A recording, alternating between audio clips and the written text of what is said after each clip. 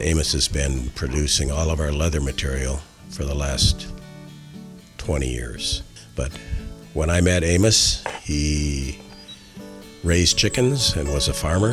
And after just a very few years, Leerburg gave him enough business so he didn't have to raise any more chickens or animals. And he still has his horses. They have 8 horses.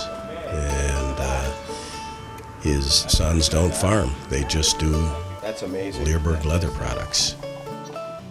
We have to write Amos letters, and he doesn't live in our town. He does have access to a telephone that belongs to a non-Amish farmer that lives down the road from him that has a phone out in the barn, and the Amish are allowed to go down and use that phone as long as they leave $1 in the tin can by the phone. My goal from day one was to make the finest leather dog leash in the world, and we've done that. We buy our hides here in the States, they're tanned here in the States, and Amos and his family live here in Wisconsin. Our Latigo leather tanning process takes over a month and goes through over 85 different steps. Every single one of our competitors uses leather that either comes from Mexico or India or Pakistan, and none of their leather products comes close to being our quality. When people tell me they can buy a leather leash cheaper than a Leerburg leash, I just smile and I tell them, go buy that cheaper leash, and then you're going to know the difference between Leerburg leather and the competitor's leather. This foot, press it foot. This foot. Pull it a little bit. There you go.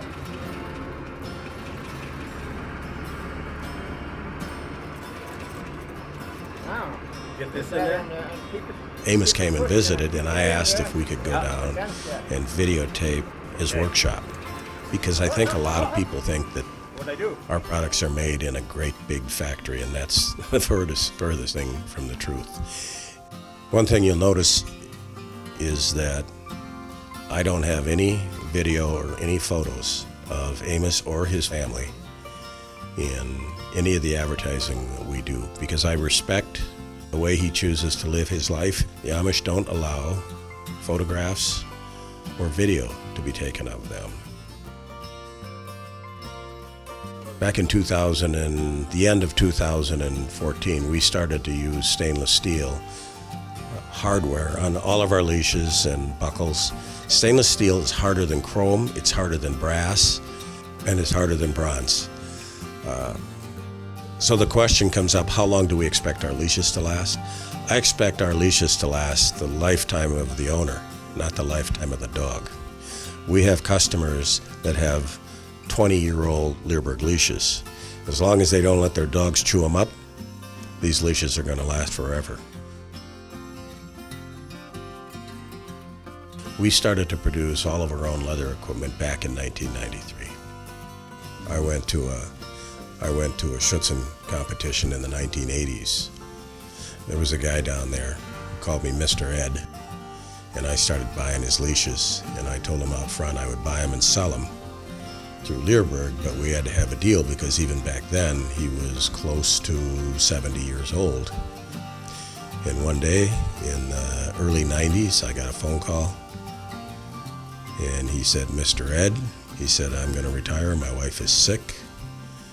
And I told you from the beginning, and you've always been fair with me, that I would tell you where I buy my hides from, where I get them tanned, and this is where it's done, because it's been a trade secret with me, because no one has leather products like I do. And I wished him the best of luck, and we stayed in touch. And then I had to find an Amish family in Wisconsin that would take those hides that I now buy and tan and do the leather work for us. And I initially, in the early 90s, had an Amish harness maker making our leather goods, and he did for about 8 years, 7, 8, 9 years, I don't remember, and then he retired. He didn't want to do it anymore. So then he put me in touch with Amos.